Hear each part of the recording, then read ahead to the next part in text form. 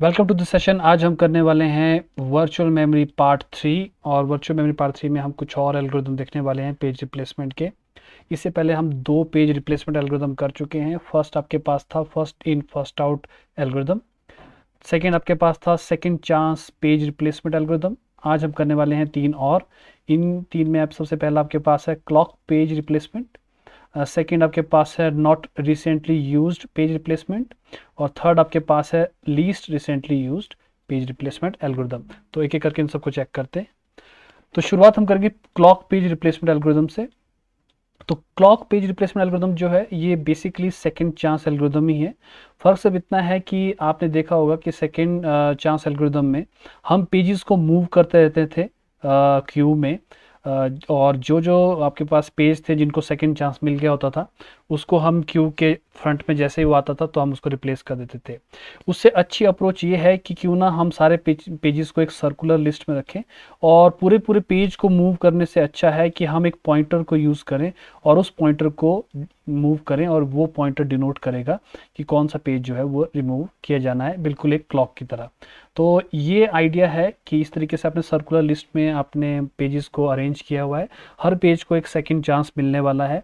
तो for example मान लेते हैं कि पेज 3 जो है ये अभी इसको पेज फॉल्ट हुआ है और इसको आपने रिमूव करना है। तो हम चेक करते हैं कि इसको चांस मिला है कि नहीं मिला हुआ है। अगर इसको चांस नहीं मिला है तो हम इसके चांस को मार्क कर देंगे और फिर हम इंस्टेड पूरी लिस्ट को मूव करने के हम मूव करेंगे सिर्फ उसके पॉइंटर को। तो पूरी लिस्ट को मूव करना थोड़ा कॉस्टली रहता है कंप्यूटर सिस्टम के लिए, एक पॉइंटर को मूव करना आसान रहता है। तो आप सोच सकते हो कि ये बेसिकली सेकंड चांस एल्गोरिदम ही है, बस थोड़ा सा ये फास्ट रहता है। अब मैं सबसे इंपॉर्टेंट एल्गोरिदम पे जानने वाला हूँ जो कि शायद प्रैक्टिकली यूज़ होते हैं आपके पास। तो ये आपके पास रहते हैं not recently used page replacement algorithm.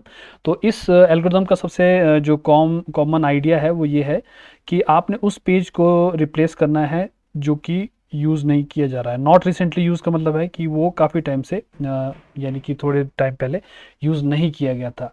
तो बेसिकली ये एल्गोरिदम करता क्या है, ये उन पेजेस को मेमोरी पे रखने की कोशिश करता है जो कि काफ़ी फ्रिक्वेंटली यूज़ किए जा रहे हैं। तो देखते हैं ये कैसे किया जाता है। तो हम जनरली क्या करते हैं, हम जनरली इस चीज़ को इम्प्लीमेंट करने के बहुत सारे मेथड जो हैं वो यूटिलाइज़ कर सकते हैं।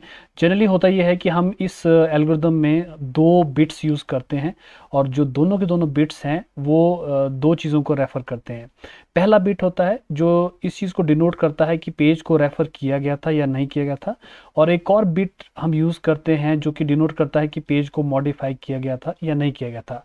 तो ये अगर आपके पास कोई पेज का डाटा आपके पास एग्जिस्ट करता है, हम उसमें दो नए बिट्स जो हैं वो ऐड करने वाले हैं। यानी कि सबसे पहला बिट होगा रेफरेंसिंग का बिट और दूसरा होगा मॉडिफिकेशन का बिट। तो ये हमारे पास स्कीम है कि ये दो जो एक्स्ट्रा बिट्स हैं ये हमें अब बताएंगे कि कौन सा पेज जो है वो बेसिकली रेफ़र किया जा रहा है या नहीं किया जा रहा है।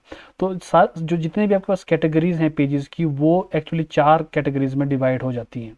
क्लास ज़ीरो यानी कि कैटेगरी ज़ीरो जो है ये आपके वो पेजेस हैं जिनको ना तो रेफ़र किया गया है और ना ही उनको मॉडिफाई किया गया है। तो अगर दोनों ज़ीरो ज़ीरो हैं तो दैट मीन्स ना तो उनको रेफ़र किया गया था और ना मॉडिफाई किया गया था। क्लास वन आपके पास है कि पेज को रेफ़र नहीं किया गया था बट वो मॉडिफाइड है। ऐसा वैसे होता बहुत कम है, लेकिन उसको हम क्लास वन कहते हैं। नेक्स्ट क्लास आपके पास क्लास टू, जिसमें पेज को रेफ़र किया गया है लेकिन उसको मॉडिफाई नहीं किया गया है। और क्लास फोर में मतलब कि आपके पास पेज को रेफ़र भी किया गया है और उसको मॉडिफाई भी किया गया है। तो यहाँ से आप देख के बता सकते हो कि जो सबसे इम्पॉर्टेंट क्लास है पेजेस की वो आपकी ये थर्ड क्लास है, और आपकी जो इम्पोर्टेंस है वो ऊपर की तरफ वो घटती चली जाएगी। तो जब जब आप अपने पेज फॉल्ट होगा आपके सिस्टम में तो आप क्या कोशिश करते हो, आप कोशिश करते हो कि सबसे पहले इस वाली क्लास में से पेज को रिप्लेस किया जाए। अगर ये अवेलेबल नहीं है तो नेक्स्ट से एंड सो ऑन। तो ये आपके पास एक मैकेनिज्म बन जाता है कि आपके जो पेजेस हैं वो किस क्लास को बिलोंग करते हैं, और आपने अकॉर्डिंगली उन पेजेस को बेसिकली पेज फॉल्ट के दौरान रिप्लेस करना है। तो जो आपके पास नॉट रिसेंटली यूज एल्गोरिदम है ये बेसिकली करता क्या है कि एक पर्टिकुलर कैटेगरी में से एक रैंडम पेज को ये बेसिकली रिप्लेस कर देगा। तो जैसे मैंने आपको बताया कि एक्चुअली ये जो एल्गोरिदम है इसका सबसे इम्पॉर्टेंट पार्ट क्या है कि ये बहुत इजी है अंडरस्टैंड करने को, और इसकी एफिशिएंसी बहुत अच्छी है, और आप सोचोगे कि इसको इम्प्लीमेंट करना भी आसान है। हम ये पहले भी डिस्कस कि ये शायद ऑप्टिमल पेज रिप्लेसमेंट के बराबर नहीं है, लेकिन ये परफॉर्मेंस बहुत अच्छी प्रोवाइड करता है। नेक्स्ट आपके पास है अगेन बिल्कुल इसी तरह का least recently used page replacement algorithm. तो ये एल्गोरिथम भी इसी प्रिंसिपल पे वर्क करता है कि आपने ऐसा पेज रिमूव करना है जिसको बहुत वक्त से यूज़ नहीं किया गया। तो ये मोस्ट प्रोबेबली तभी हो सकता है जब आपका पेज जो है डॉर्मेंट हो गया या आपकी एप्लीकेशन जो है एग्जिट हो चुकी है। तो लीस्ट रिसेंटली यूज एल्गोरिथम क्या करता है, ये इस तरीके से पेजेस को अरेंज करता है कि जो पेजेस आपके रिप्लेस होने के लिए रेडी हैं उनको ये किसी तरीके से आइडेंटिफाई कर लेता है। तो मैं बताऊंगा आपको कि वो कैसे किया जाता है। हम इसको दो तरीके से कर सकते हैं। पहला आपके पास है एक लिंक लिस्ट यूज़ करके, और दूसरा आपके पास है काउंटर्स को यूज़ करके। तो दोनों को मैं आपको बताता हूँ कि ये कैसे किया जाता है। लिंक लिस्ट में हमारे पास सारे के सारे जो पेजेस रहेंगे वो एक लिंक लिस्ट में रहते हैं। तो लिंक लिस्ट में हम जनरली क्या करते हैं कि आपके पास लिंक लिस्ट का एक फ्रंट रहता है और एक बॉटम वाला पोर्शन रहता है, यानी कि एंड रहता है। तो कोशिश ये है हमारी कि जब जब किसी पेज को रेफ़र किया जाएगा, हम उस पेज को उसकी पोजीशन से निकाल के उस लिस्ट के फ्रंट में इंसर्ट कर देते हैं। तो ऐसा करने से जो होता क्या है कि जो पेज रेफ़र किया जाएगा वो जनरली आपकी लिस्ट के स्टार्टिंग में रहता है।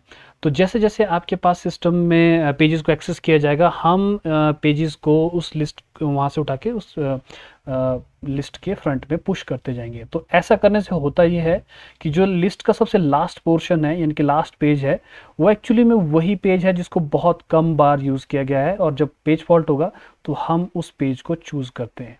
अगर आपका पेज फ्रिक्वेंटली एक्सेस किया जा रहा है तो वो ऑटोमेटिकली आपकी लिस्ट के फ्रंट में आना शुरू हो जाएगा। तो जो सबसे लास्ट पेज है लिस्ट का, वो बेसिकली वो पेज था जिसको कोई भी रेफ़र नहीं कर रहा है। तो इस तरीके से आपको एक लीस्ट रिसेंटली यूज पेज जो है वो मिल जाता है। सेकेंड आपके पास है कि हम एक सिस्टम काउंटर यूज़ कर सकते हैं। तो सिस्टम काउंटर करता क्या है, सिस्टम काउंटर बेसिकली एक काउंटर यूज़ करता है, और जब जब पेज को रेफ़र किया जाता है तो वो बेसिकली उन पेजेस को स्टैम्प करता जाएगा। तो जैसे मान लेते हैं ये येलो पेज रेफ़र हुआ है अभी, तो सिस्टम काउंटर 1 है, तो हम इसको स्टैम्प कर देते हैं 1 से। नेक्स्ट आपके पास दूसरा पेज है जो रेफ़र किया जा रहा है, हम काउंटर जो है हर बार बढ़ता जाएगा। तो सेकंड जो नंबर है वो दूसरे पेज को काउंट करके स्टैम्प कर देगा, और इसी तरीके से तीसरा। तो जब पेज फॉल्ट होगा तो जनरली होता क्या है कि हम लिस्ट में देखते हैं कि किस पेज का काउंट जो सबसे लो है। तो आप देख सकते हो यहाँ पे हमारे पास 3 पेजेस हैं जिनका कोई काउंट नहीं है। तो ये शो करता है बेसिकली इन पेजेस को यूज़ नहीं किया गया था। तो आप इनमें से किसी एक पेज को रिप्लेस कर सकते हैं। फिर रिप्लेसमेंट के बाद हम क्या करते हैं, हम जो नया पेज आता है उसको जो सिस्टम काउंटर की वैल्यू है वो असाइन कर देते हैं, और ये प्रोसेस जो है दोबारा से स्टार्ट की जाती है।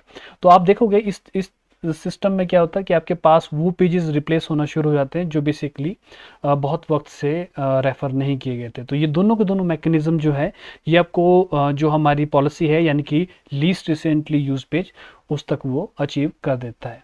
तो बेसिकली ये मैंने आपको बता दिए हैं एल्गोरिदम। मोस्टली जो आपको एल्गोरिदम बताए गए ये बहुत ही सिंपल एल्गोरिदम्स है।